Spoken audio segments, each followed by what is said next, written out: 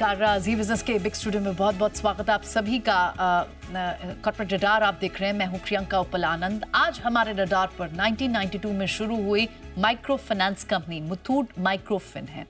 महिलाओं को छोटे मोटे लोन मुहैया कराती है। इनका कारोबार ज़्यादातर ग्रामीण इलाकों पर है और इनके जितने भी कस्टमर्स हैं ऐसे इलाकों से आते हैं जब बैंकों की पहुंच कम होती है। देश भर में इनकी लगभग 1700 ब्रांचेस हैं और रिसेंटली कंपनी को KYC का लाइसेंस भी मिला था, जिससे ग्राहक जोड़ना और आसान हो गया है। अब RBI ने भी NBFCs के MFI डिवीजन के लिए नियमों में कुछ ढील भी दी है, ब्याज दरों में कटौती भी हुई है।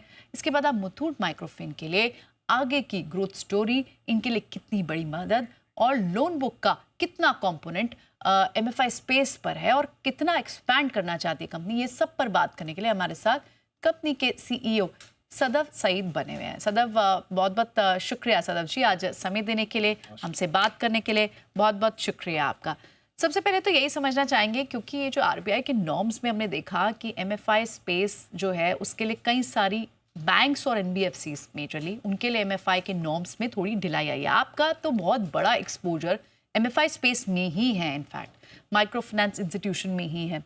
आपके लिए ये नए नियम किस तरह का बदलाव ला सकते हैं? नमस्कार प्रियंका जी, धन्यवाद मुझे बुलाने के लिए।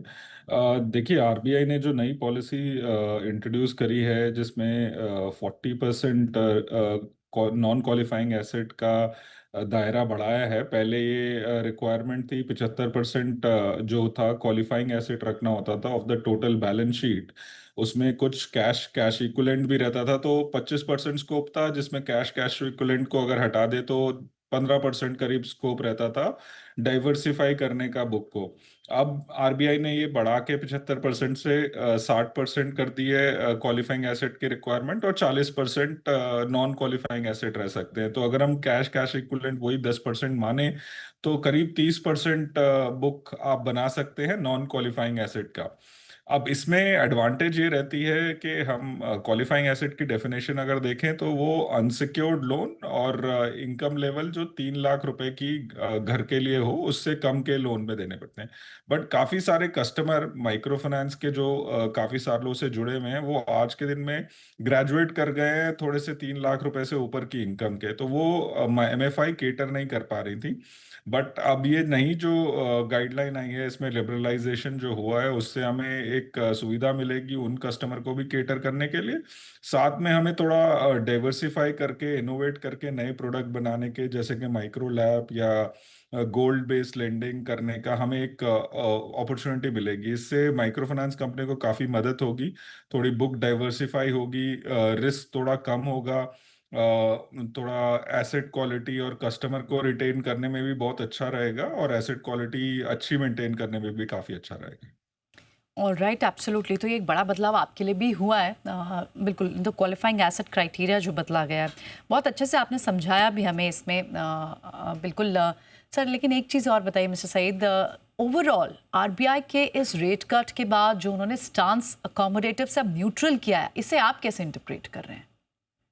देखिए, न्यूट्रल स्टांस तो मैं एक तरह से कॉशनरी देता हूं, बट आप ओवरऑल पॉलिसी को देखें तो मैं बहुत ही प्रैग्मेटिक और बहुत ही पॉजिटिव पॉलिसी मानूंगा। जब से संजय मल्होत्रा जी नए गवर्नर आए हैं, काफ़ी पॉजिटिव स्टेप्स लिए गए हैं।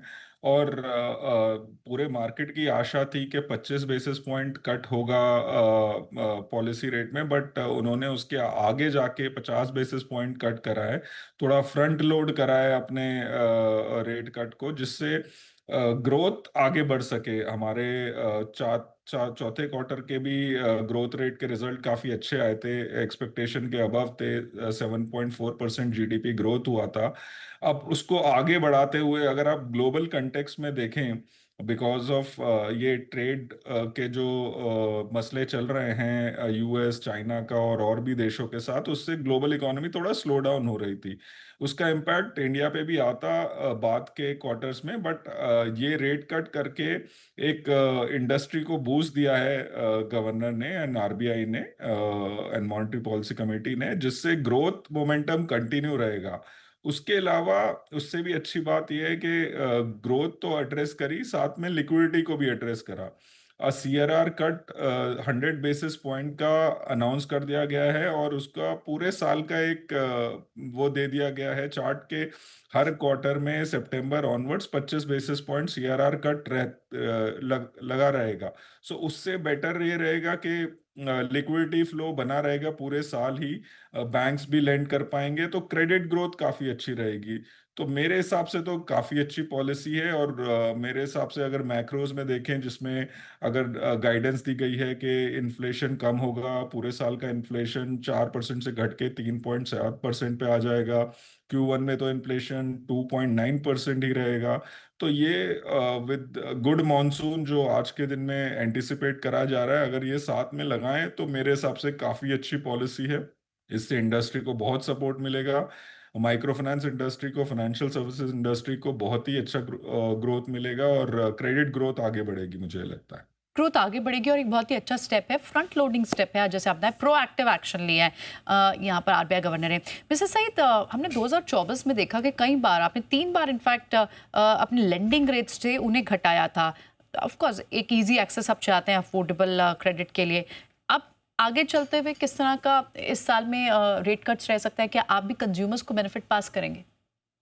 डेफिनेटली देखिए, जब भी रेट कट होता है तो ट्रांसमिशन का रेट का थोड़ा 5 से 6 महीने लगते हैं, from RBI to banks to NBFC तक आने तक। तो एज सच जैसे जैसे रेट बेनिफिट आएगा, हम वो रेट बेनिफिट अपने कस्टमर को पास ऑन करेंगे।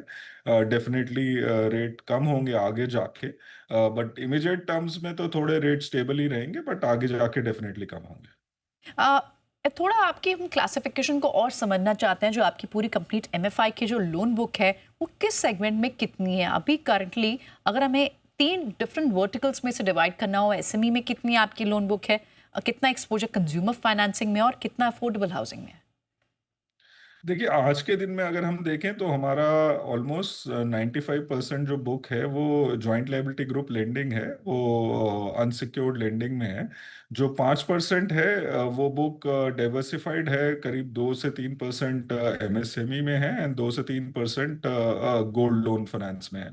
हमारा जो प्लान है इस साल का, हम वो आगे जाके इसको लॉन्ग टर्म में 75-25% बनाना चाहते हैं। और नाउ दैट आरबीआई ने थोड़ा लिबरलाइज करता है ये गाइडलाइन को, 60% 40% कर दिया, तो हम आगे चल के इसको और भी आगे बढ़ाएंगे।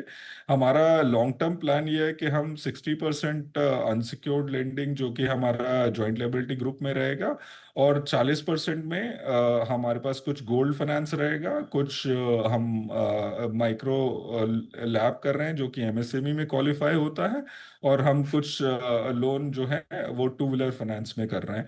हमने अपने कस्टमर में देखा है, सेगमेंट में ऑलमोस्ट 37% जो कस्टमर है हमारे, वो अलग अलग संस्थाओं से लोन ले रहे हैं, डिफरेंट प्रकार के।